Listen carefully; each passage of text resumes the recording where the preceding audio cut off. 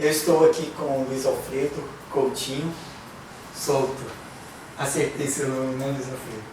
Eu queria que você só me lembrasse o nome todo da sua mãe. Terezinha Pereira Coutinho. Terezinha Pereira Coutinho.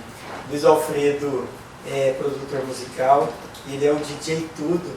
A banda? É banda, né?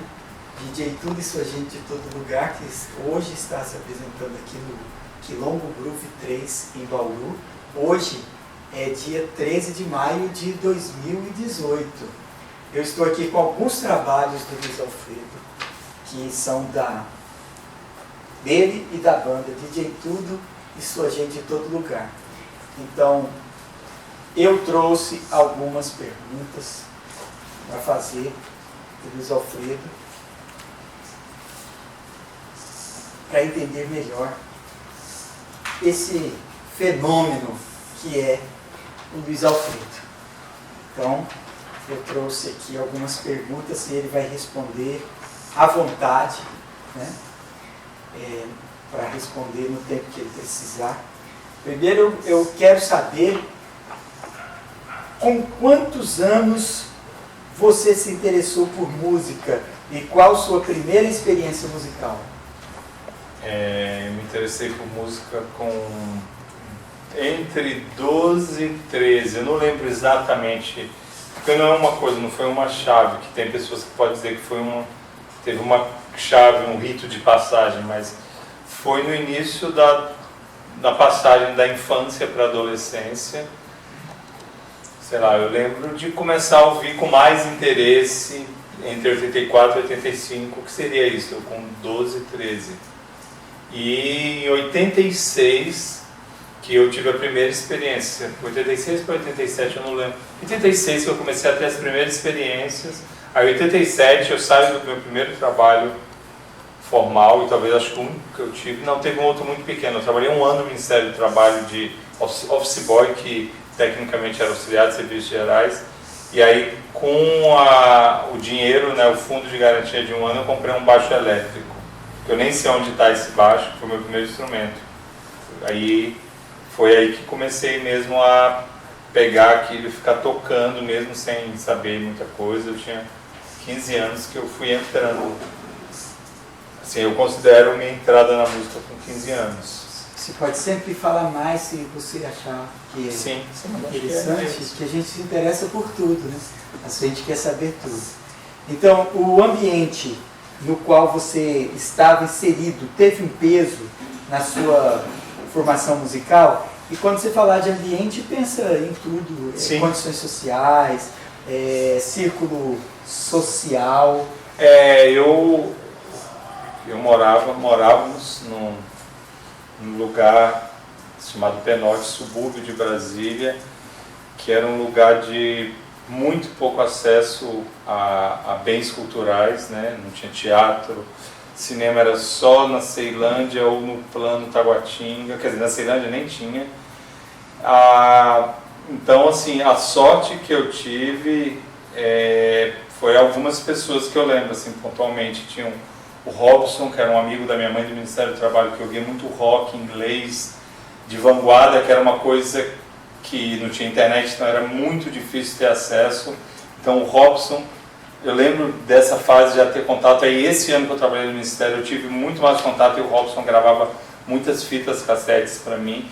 Então, e depois os amigos, minhas irmãs 5, 6 anos mais velhas, André e Adriane, aí os amigos das minhas irmãs eu herdei como amigos, que o principal é o Pezão, que era um poeta maluco, porra louca lá de Brasília, poeta e costureiro, como ele falava, que me introduziu música brasileira, Astor Piazzolla, eu lembro de começar a ouvir com ele. Tem um outro detalhe que é interessante, um disco do Einstürzende Neubauten que caiu, que é uma banda alemã experimental, por acaso foi parar na casa dele e veio para mim.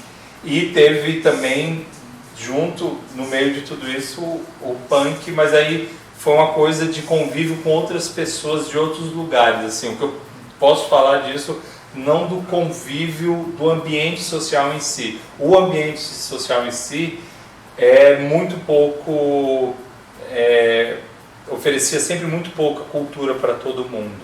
Tanto que da minha geração, depois de mim, depois de eu ser um exemplo, teve o Renato, que é cellista, que está em São Paulo também, que toca em várias orquestras, o Willis, que foi estudar trombone e artes plásticas.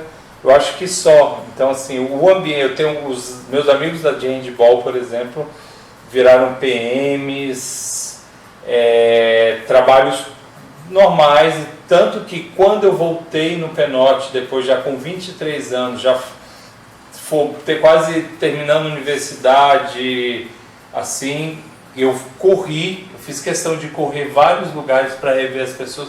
Todo mundo ficou impressionado que eu era um cara diferente, e para eles aquela diferença, na verdade, daria para ser sei lá, um bêbado, qualquer outra coisa. Eles não viam nessa minha ligação com cultura e criar uma relação com universidade, com estudo, com pesquisa, que foi o que... Então, assim, eles ficavam meio assustados. Então, assim, o ambiente social não dava muita condição. Foi a sorte do convívio com pessoas específicas que foram abrindo o caminho então, para... foram pessoas que entraram na sua vida que influenciaram. Sim, são pessoas de ciclo. O amigo da minha mãe, o Robson, do Ministério, os amigos, o Pezão, Elvio e outro, que eram... A gente teve, você fez parte também, teve um ambiente que foi criado, mas era um grupo de elite, a gente pode chamar, não no sentido de se achar, mas era um grupo muito pequeno de pessoas que estavam se envolvendo com cultura e com militância crítica da sociedade, tanto de esquerda, mas de pensar criticamente a sociedade. Foi isso que aconteceu. Quando você falou que alguns dos nossos amigos que estavam envolvidos com música, depois seguiram outro caminho, viraram PM...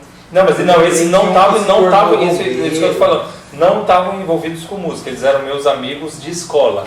Era o meu ambiente social, isso que eu estou falando, o ambiente social comum não oferecia opções, você não tinha, igual outras pessoas, estudar música, não, foi uma coisa forjada com algumas pessoas que foram mostrando. A preocupação da pessoa, eu vou precisar de um emprego, então se eu passar num concurso para a polícia militar... mas na verdade é porque não tinha a falta de opções mesmo, o problema geral da falta de opções que a sociedade cria para a formação não tinha do projeto cidadão. social, Nada. Igual aqui em São Paulo tem projeto social. Não, era muito mais difícil, né? Era muito mais difícil. Lá não tinha nada. Certo. Agora, durante um tempo, você fez parte da banda Os Cachorros das Cachorras. E eu gostaria que você datasse um pouco o início dos Cachorros, um pouco assim, o que inspirava os Cachorros das Cachorras, se havia, qual era o seu pensamento e o pensamento das pessoas que compunham a banda na época, religioso e ideológico. Fala pra gente.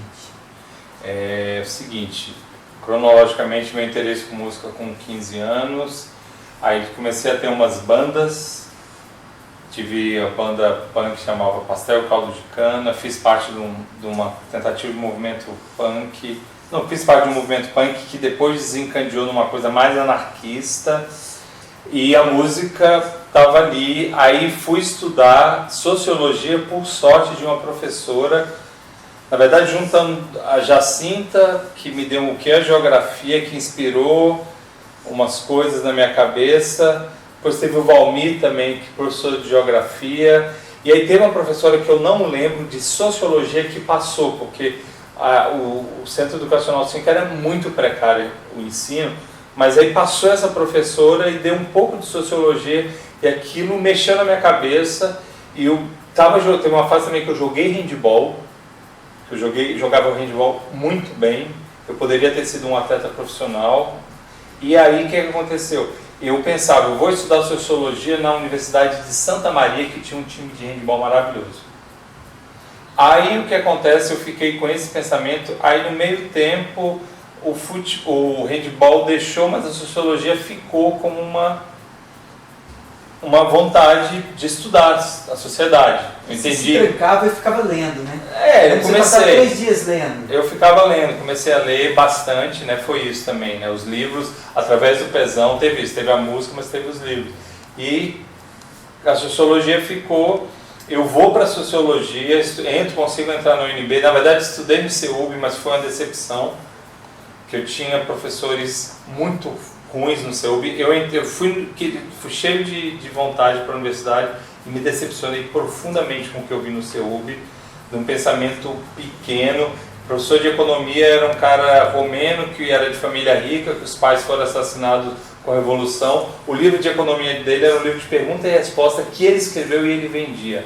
O professor de Sociologia era um pastor holandês, extremamente autoritário. Aí o outro era um professor venezuelano, também péssimo. Eu saí, que a gente chamava de chuveirinho, eu saí assim, eu falei, não quero. A minha mãe ainda brigou, termino. Eu falei, mãe, eu não consigo, se isso é universidade, eu não...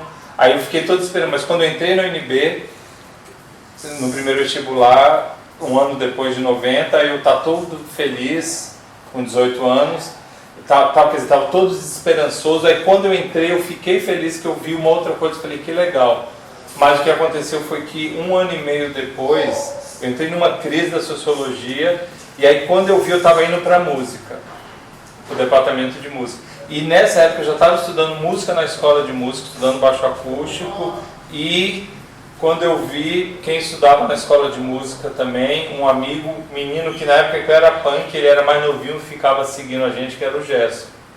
E a gente foi se aproximando. Era cuidado de Dom, né? Não, Dom, isso era uma coisa do Hélio, do Washington, que até faleceu lá de Anápolis, era o Gerson. Mas ele chama todo mundo de Dom.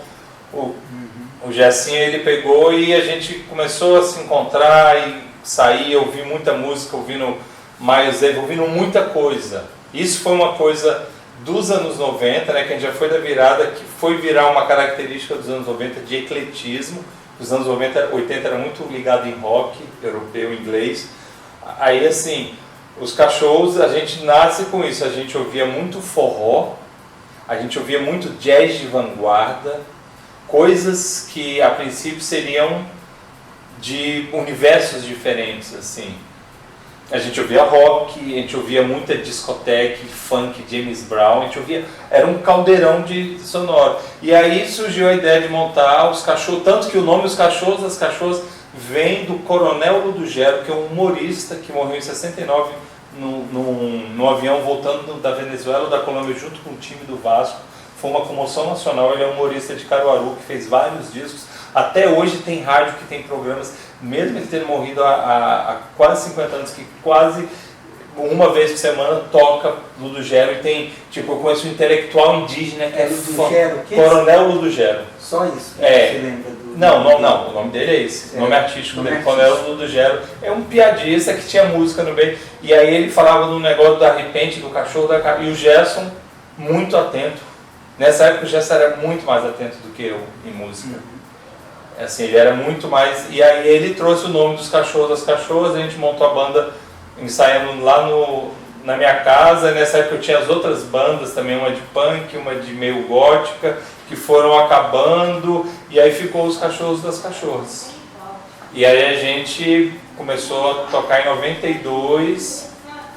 já uma mistura muito grande, uma coisa de visual experimental, já tinha sopros, na verdade foi um laboratório. O fazer o DJ Tudo, eu não fiz isso conscientemente, mas olhando, tinha os cachorros já foi um embrião de conceito de misturas sonoras. Só que o que aconteceu é que os Cachorros tinham uma ligação com música popular brasileira, mas não tinha ligação com cultura popular, que foi uma coisa que eu fui começando nessa época. No 93 eu comecei a passar carnaval em Recife, ver maracatu, comecei a me interessar. O que eu vou começar a fazer registro só em 2000.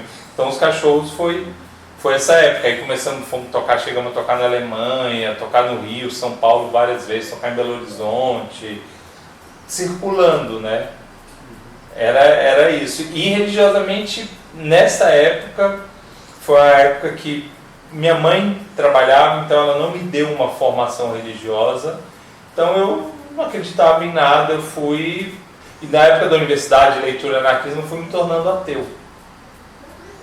Assim, de não acreditar e de questionar muito, porque lia muito autor crítico europeu do final do século XIX, que é uma época realmente ele é Nietzsche, por exemplo. Inclusive tem uma música dos próximos discos, não sei se sai esse ano ou no outro, que é uma música muito antiga, que era assim: Nietzsche era triste porque nunca foi numa macumba. Porque assim, toda a tristeza que o Nietzsche tinha ligada com a religião é porque ele viveu a religiosidade da Europa do século XIX, que é um negócio, uma religião morta. Tanto que agora a Europa descambou, sei lá, você tem na Espanha outras coisas assim de religião histórica, católica ou protestante, mas bem, no geral. E os Cachorros, nessa época, a gente não tinha questões religiosas.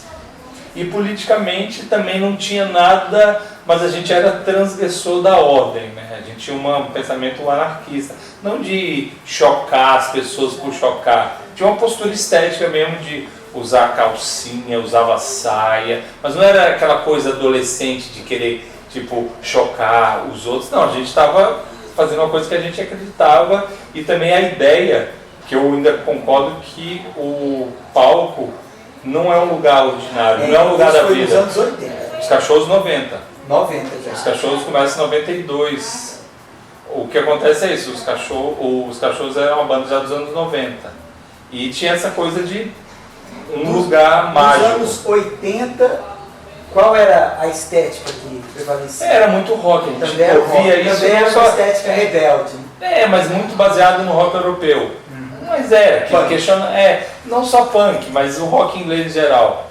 E nos anos 90 isso é geral. Você vai ver o Chico Science é o ápice para mim dos anos 90, que é, em vez de olhar para a Inglaterra, começa a olhar para a cultura brasileira. Mesmo o Skank, você vai ver, sempre vai ter uma música que é ligada ao calango, que é um ritmo, sabe, teve uma procura de olhar mais para o Brasil nos anos 90. O que você mais ouviu que te influenciou mais, né? Então, o que você mais ouviu? Na época dos Cachorros? Na época dos anos 80, final dos anos 80 até... Muita coisa foi uma época, o que mais ouviu é muita coisa. Por exemplo, Hermeto Pascoal era uma coisa que a gente também... Falei Miles Davis, Charles Mingus, que é um jazzista, com a música muito politizada sobre o racismo americano. Deixa eu tentar lembrar, música punk ficou muito no espírito. Vila Lobos também, Astor Piazzolla. Tô falando, essa foi a cara, não tem uma coisa, a característica é uma abertura, assim, de continuar ouvindo The Clash, ouvir música punk, mas continuar ouvindo muitas outras coisas. Isso foi uma coisa que foi abrindo para mim, né? Então a banda DJ Tudo, ela se formou que ano? Aí que tá, aí é uma outra história, aí o que acontece? Em 98 eu estou terminando a universidade, eu vi que eu não ia ficar em Brasília, porque eu me sentia que se eu ficasse em Brasília eu teria que ou virar professor da escola de música e baixista da orquestra do teatro, e ficar tocando uma coisa ou outra, e eu queria mais coisa. Aí eu acabei conhecendo a Simone, baterista, Simone Sou, e a gente começou a namorar, não sei o que, eu estava pensando até ir embora para o Rio, mas antes de conhecê-la. Aí quando a gente começou a namorar, eu vim para São Paulo. Aí vim em dezembro de 98 para São Paulo. Primeiro você pensou em ir para o Rio de Janeiro, porque culturalmente te atraía mais? Não, porque eram os dois lugares. Porque eu tinha estudado baixo acústico com o Sandrino Santoro lá, eu acho o Rio legal. Então, mas o que te levou então para São Paulo? A história da Simone. A Simone. E eu também já tinha uma paixão, já tinha contatos, muita gente em São Paulo também. E aí fui para São Paulo, em 98. Em 99, brincando, eu e a Simone surge o nome de DJ Tudo. Hoje ela está em outra banda? Ela tem um trabalho dela, ela tem um solo dela e toca com muita gente, como ela já tocava de antes. Ela continua tocando com o Chico César, está na Europa, tem um trabalho com o Oleg, trabalha com artistas internacionais. Quantos anos que vocês caminharam juntos? 11 anos. 11 anos. De dezembro de 98 até outubro até 2009. E aí fui em 99, a gente brincando um dia, e aí outra coisa, em Brasília eu comecei a colecionar LP, que era muito barato. Eu tinha muito pouco dinheiro na universidade, mas em Brasília com 20 centavos você podia comprar um disco, um LP. E eu lembro de achar tipo uma compilação da Blue Note do Herbie Hancock, que é um disco, sei lá, que se você achar hoje você vai pagar R$200, talvez 150, LP duplo importado eu lembro de pagar 20 centavos.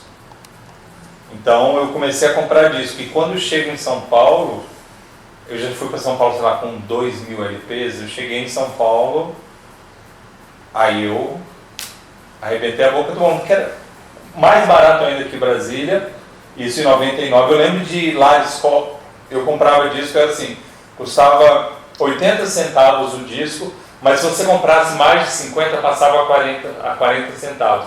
Aí eu pegava, pagava 40 reais e ficava com um papelzinho que valia 100 LPs. Aí eu ia lá, achava 20, aí o cara arriscava e botava 80. Eu ia para Recife, então assim, eu fui ampliando o que eu já estava começando.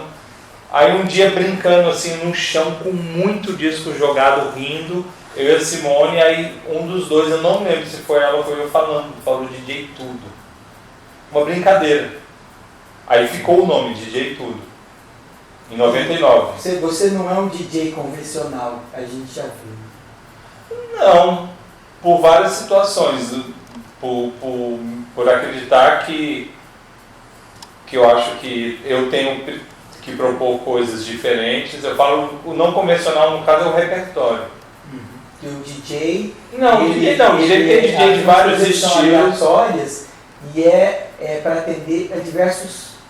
Depende. Tem DJ que toca num lugar que ele tem que tocar as músicas que as pessoas querem ouvir. Isso, diversos cardápios. Como sim, um cara que serve a mesa... e aí no meu caso, que funciona mais fora do Brasil aqui, eu sou um DJ que estou trazendo o novo, ou não mais do que o novo, o desconhecido das pessoas. E isso lá fora é muito mais bem visto. Isso aí eu estou falando no caso do DJ botador de música, né? O DJ que tem 2 tocadiscos ou computador, é esse repertório. Mas o DJ Tudo veio sempre... O DJ Tudo surge, na verdade, como um misturador de culturas. Então o ano assim, da fundação do nome do DJ Tudo é 99.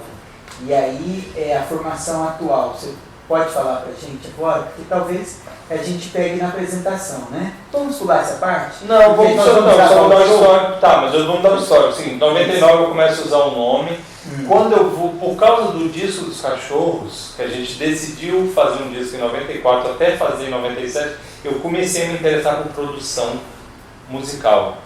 E aí eu comecei a ouvir música diferente, comecei a disco, ler encarte, comecei aí quando chega um momento em 2000, eu cheguei em São Paulo e comecei a produzir discos.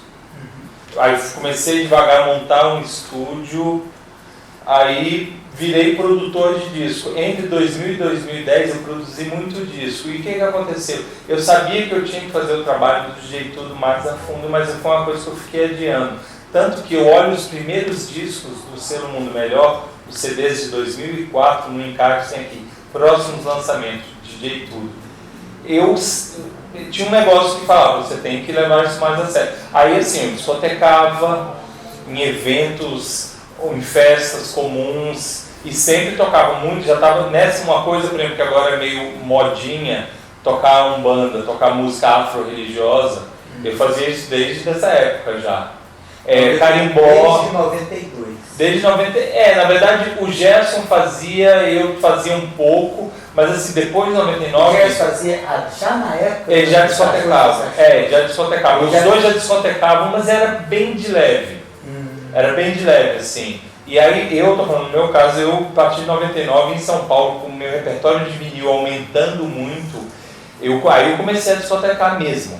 Aí eu comecei a discotecar, não discotecava tanto que o foco profissional era a produção, foi de ser o estúdio. E outra coisa, eu tocava muito baixo com vários artistas, como instrumentista. Eu formei em baixo acústico no MB, então assim, acompanhava cantor de samba, tinha uma banda de rock, eu tocava projetos de música eletrônica com músico tocando, eu estava lá tocando. Já que voltamos um pouco dos cachorros, então a pergunta rolava então a questão religiosa também, além da ideológica, já no tempo dos cachorros. Mas assim, você passou a Umbanda como? E antes você se definia como agnóstico, ateu, antes de se tornar um budista? Fala um pouco da conversão religiosa. Tá. Explica ela pra gente. Uhum. A consciência, mais do que conversão, porque não foi ninguém que me levou, eu que fui.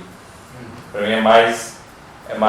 Na Umbanda é muito difícil a ideia de conversão, porque é uma religião que é só de piada que eu já vi um vídeo que o cara todo de branco bate na porta de alguém e fala: a senhora quer ouvir uma palavra do seu Exu Tiriri? Porque isso não existe, é só uma piada. Não existe essa ideia da conversão, tipo, na Umbanda. Aí é o caso, seria proselitismo. No caso era uma piada com as pessoas que vão bater na porta dos outros oferecendo a palavra de alguém.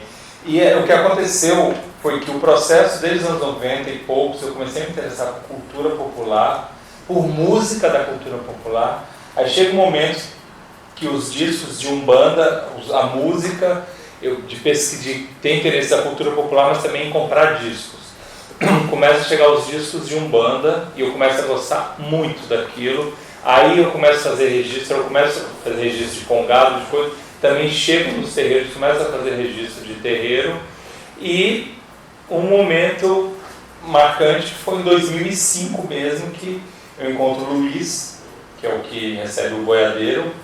Ele é médico do boiadeiro que aparece no DVD falando aquelas coisas. Você pode falar o nome todo dele. Luiz Soliano, né, com o pai de santo. Soliano.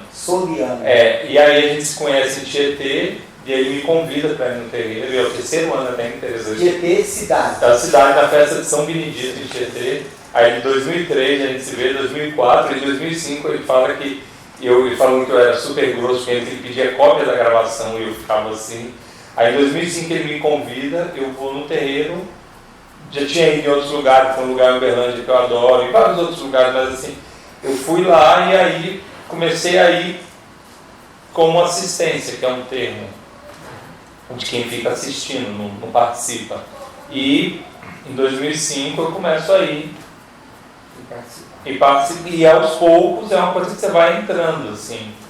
Aí um dia eu já estava tocando atabaque, foi uma coisa até meio assim, que o boiadeiro falou: por que você não toca atabaque? Eu fiquei assim, por uma coisa até de preocupado, porque o que acontece? Muita gente tocando, querendo da classe média para ressignificar a vida, querendo tocar tambor, bloco de maracatu, não sei o que, eu ficava assim, não que eu fosse classe média, mas como eu não sou do terreiro, como é que eu vou tocar lá? Então eu fiquei assim, mas ele falou: pode ficar tranquilo, uma hora você vai. E um dia a pessoa que tocava não chegou, aí eu falei: vou ter que tocar. Eu já sabia na minha cabeça, eu ficava ouvindo o toque. Então aí eu já fui pro tambor, aí ela chegou, eu falei: agora não dá para eu sentar mais. Aí eu comecei a tocar. Aí durante um tempo eu fiquei tocando atabaque no terreiro, mas também já participando. Então foi aí minha entrada na Umbanda. Você considera que o hibridismo já é uma forma, ou você acha que o DJ Tudo ainda continua mudando e vai descobrir coisa nova? Alguma coisa desconhecida? Aí você fala também de uma coisa que realmente você considera uma coisa desconhecida que você encontrou nessa caminhada. Não, o hibridismo, na verdade é o seguinte, como eu me baseio na coisa da cultura popular, é uma coisa inesgotável. Isso já faz uma coisa que... e aí esses conceitos de misturas com culturas de outros lugares, então assim, sempre vai ser novo. Sempre vai estar, sei lá, eu gravei um maracatu do Baque Forte, que está aqui, aí eu tenho um maracatu que eu gravei com os colombianos, que é totalmente diferente. Agora uma pergunta interessante é: você resgata a cultura ou você acha que você pega o velho, transforma no novo, faz uma síntese e você não está talvez preservando, conservando, mas até desrespeitando? Passando por cima, deixando para trás, em algum lugar do passado, essa tradição e criando algo novo? Assim, duas coisas. O que eu faço é uma coisa do nosso, de uma questão estética que eu acho que é o direito de todo brasileiro fazer arte baseada com a cultura do seu povo, nesse sentido de inspiração. Então, assim, o registro, que eu não chamo de resgate, que lembro do Lenin falando isso, né? Quem faz resgate é bombeiro. O Alfredo Belo, pesquisador do Ser um Mundo Melhor, que faz os registros, e isso eu estou tentando ajudar a preservar. O DJ Tudo acaba ajudando porque ele faz um link para as pessoas terem interesse. Eu vejo na prática Desde que eu criei o Ser um Mundo Melhor em 2004, como lançar os discos físicos, os CDs. 2007 eu crio o site, 2008 o DJ Tudo lança o primeiro disco, começa a dar visibilidade para a cultura popular. O que eu faço esteticamente, já vi pessoas falando que é desrespeito, pessoas de fora. Se você perguntar para todos os grupos tradicionais, tem uma senhora que é do Maracatu, que ela não sei o quê, mas ela, sei lá, ela não é a cantora, ela é meio que tinha o dinheiro por causa do supermercado, que conseguia juntar as pessoas, mas... É mais ou menos assim, você mostra a música já no impedismo. Já mostra. E isso leva as pessoas a conhecer, buscar conhecer aquilo que supostamente é puro. É, porque na verdade nem só supostamente puro, eu dou nome aos bois, eu só não uso um sampler. Então assim, tá ali, eu falo o nome Baianas, do povoado de Barreiros Cururica. A dona Maria Padeiro levou um susto quando entrou a guitarra pesada no ouvido dela. Depois ela foi ouvindo, ela foi acalmando. Sei lá, a dona Lourdes, uma Índia Pancararu, que eu fiz um dub. Então tem um impacto. Tem um impacto, é claro. Eu fiz um trip hop e um dub em 2 discos meus do DJ Tudo. Ela era uma das senhoras mais velhas lá dos Pancarus. Quando ela morreu, sabe o que tocava em loop? No funeral, no velório da casa dela? DJ Tudo. Você acha que é isso? Ela que faleceu significa? que ano? Ela faleceu em 2012. No estado de Pernambuco. Pernambuco. Ela era no sertão, perto Tacaratu, porque é uma cidade que faz parte de 3 municípios. Mas ela é lá no sertão, quase Paulo Afonso.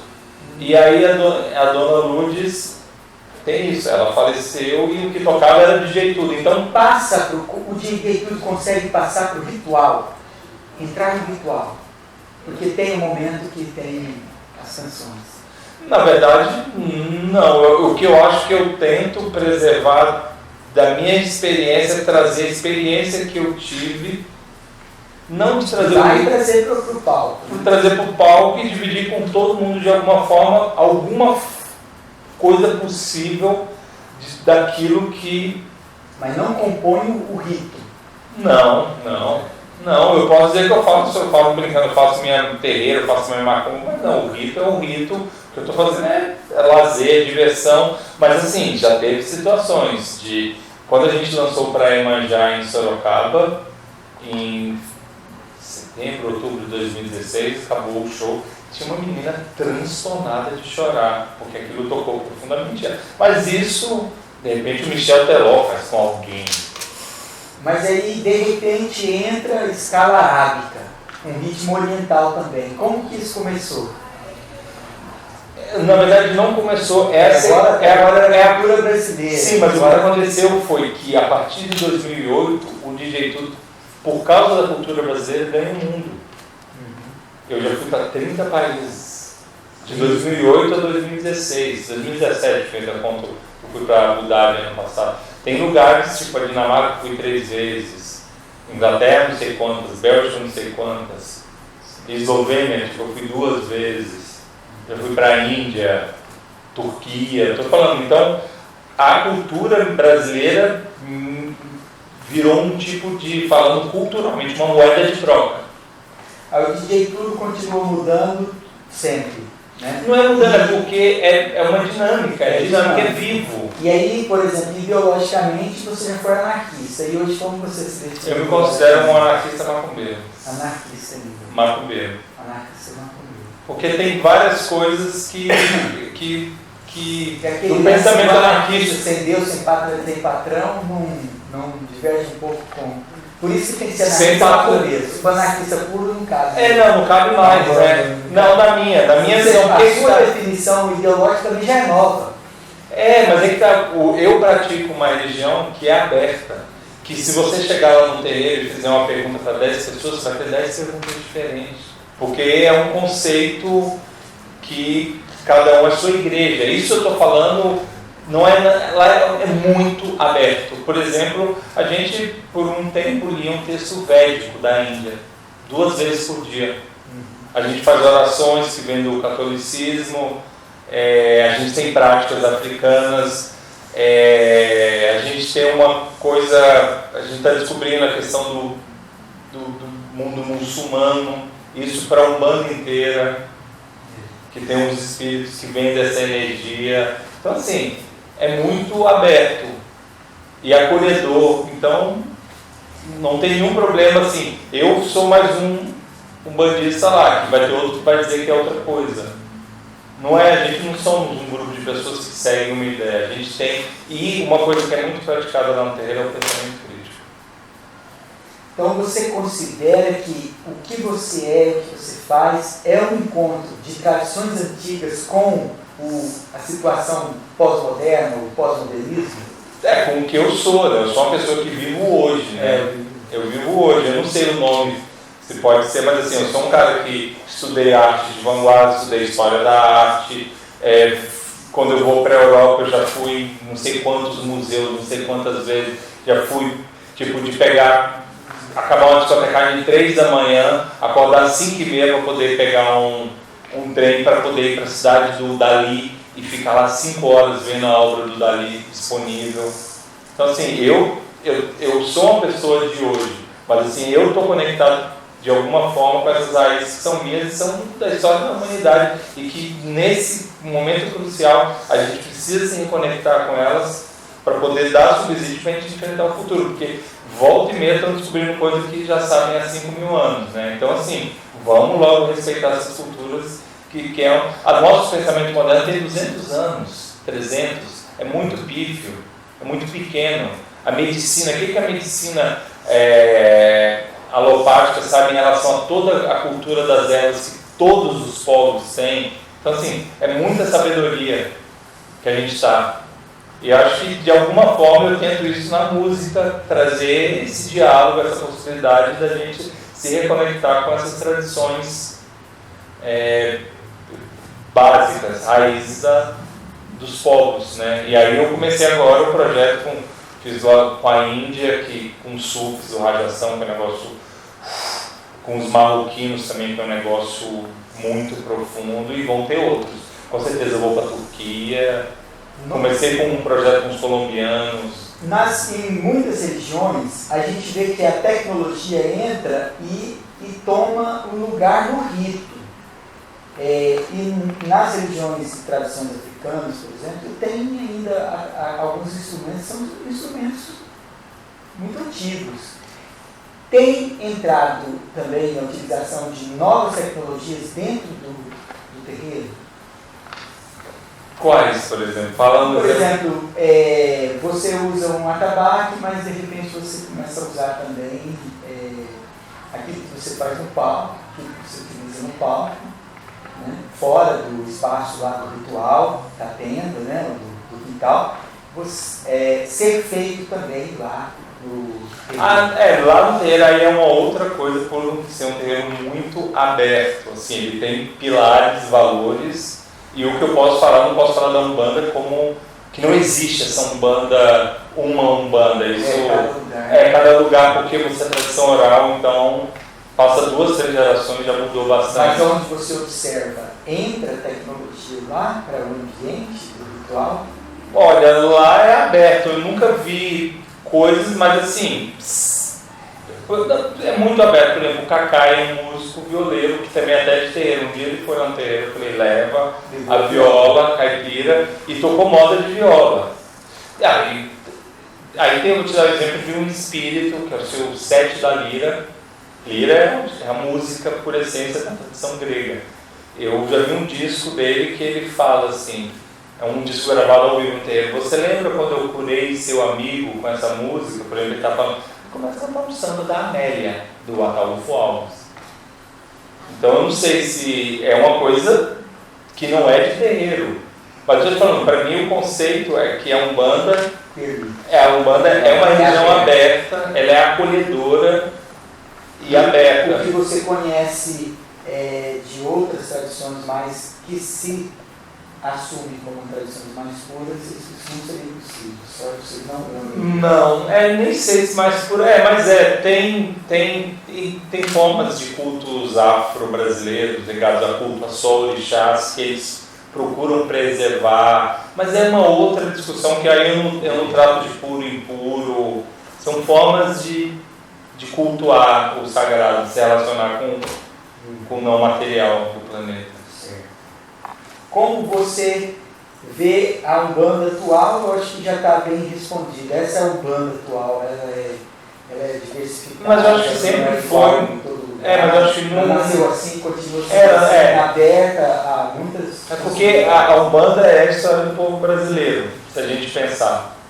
Qual estado do Brasil que você considera que as tradições, que tem uma tradição musical, que tem uma tradição religiosa, afro-brasileira mais marcante hoje? Porque as coisas mudam, né? A gente não pode nem confiar em estatística. Não sei, é que eu acho que não acompanha os valores. Na verdade, assim, é que você tem uma coisa. Você vê que a sua música é recebida, é celebrada, que o seu trabalho encontra um ambiente cultural, né, perfeito, assim, ou mais receptivo para a sua música. Qual estado ou cidade que você vai fora? Eu quero voltar aqui várias vezes. Mas é difícil. Brasília, Goiânia, não, é complicado. Você fez duas perguntas, primeiro da Afro e do DJ Tudo. De Afro que eu falo é que tem lugares que são específicos, tipo Sergipe tem uma tradição litorânea afro que é impressionante, pouco conhecida, que tem uma matriz religiosa. Alagoas também, eu sou muito ligado em muitos lugares, Pará também, por causa da minha pesquisa eu fui me afeiçoando a muitas coisas. E do jeito, não sei, eu estou ainda por descobrir um lugar. Certo. Aí que o selo próprio, você falou um pouco sobre o selo melhor. A ideia. Que em 2000... Mas houve assim, uma necessidade que você viu, algo que falou assim, realmente eu preciso. O que me motivou é descobrir, em 2000 eu começo a fazer registro, e por causa da pesquisa de discos e ao mesmo tempo de CD, de saber o que tinha lançado, eu vi que tinha muito pouco lançamento de cultura popular, e eu falei... dificuldade, resistência... vendo que não tinha registro. Não, era apoio isso, nem sabe bem nunca, mas vendo que não tinha registro. Apoio você sabe que não tem. Que as pessoas, sim, mas sabendo que as pessoas não conheciam, eu falei, é importante registrar e tentar tornar isso público. Aí eu tento falar com um cara do selo, de outro, meio que eu queria, na verdade, era tentar alguma coisa. Chegou uma hora que eu falei, vou ter que fazer. Aí em 2003 eu fiz a loucura de ter a ideia e lanço, em janeiro de 2004, lanço os 2 discos de Maracatu. Você tem respaldo da mídia de massa? Você acha que hoje está respaldando mais? Não, nunca respaldou. Fechado para a cultura brasileira? Sim. É quase uma coisa alienígena. É vista, ou você vê como uma coisa do passado, coisa velha. Uma coisa passou.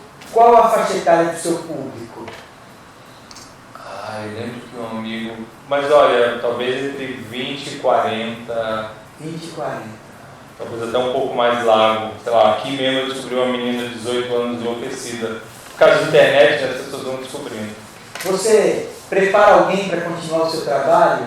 Porque o seu trabalho é importante, você deve imaginar que ele não pode parar. A sua visão, você já compartilha? Já tem outras pessoas que têm a mesma visão? Ou você prepara alguém também para continuar o seu trabalho? Não, eu estou sendo cobrado porque daqui a um tempo eu preciso começar a dar aula, preciso fazer outras coisas. Sucessão? Não, sucessão, é passar o conhecimento, né? E para que isso continue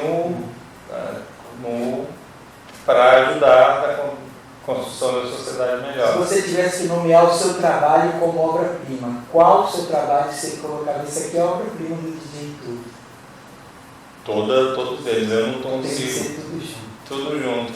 Talvez, não tem no trabalho. Então, para a gente terminar, você vai falar assim, sobre o DJ Tudo por você mesmo.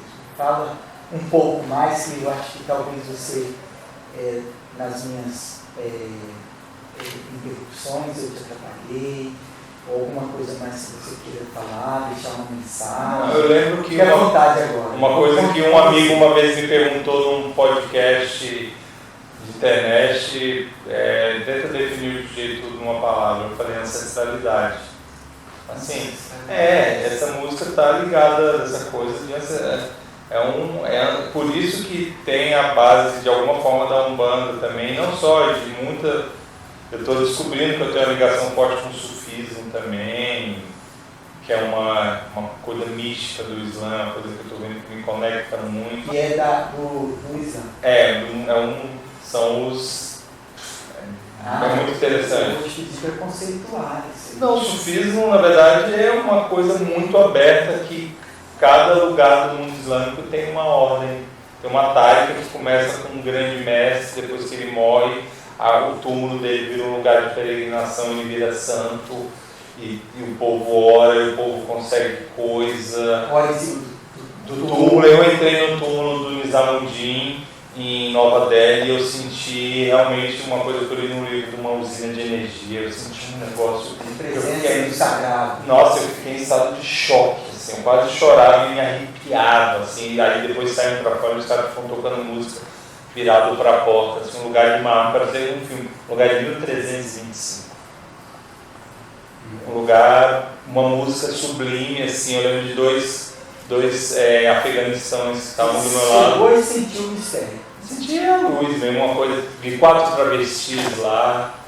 Eu estou dando exemplo de um lugar, em outros lugares. Quando você viu 4 travestis, você viu as pessoas lá. Eu vi que, eu fiquei chocado, mas mundo islâmico com travesti. Aí, ou fala muito da intolerância do Islã. Sim, pois é, mas ele tá, esse não é o islamismo, não existe um islamismo, a gente vive. A gente vive a propaganda americana, né?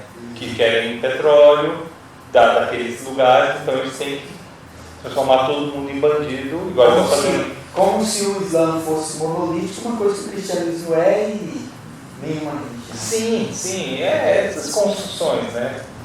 Mas é isso. Continua falando do jeito tudo. O sufismo é uma coisa que eu sinto que me conecta, mas falando do nosso universo aqui, é essa coisa da ancestralidade brasileira e de outros povos que eu estou, esse negócio da Índia, que eu fiz o disco do Marrocos também, é uma coisa ligada à ancestralidade também muito forte.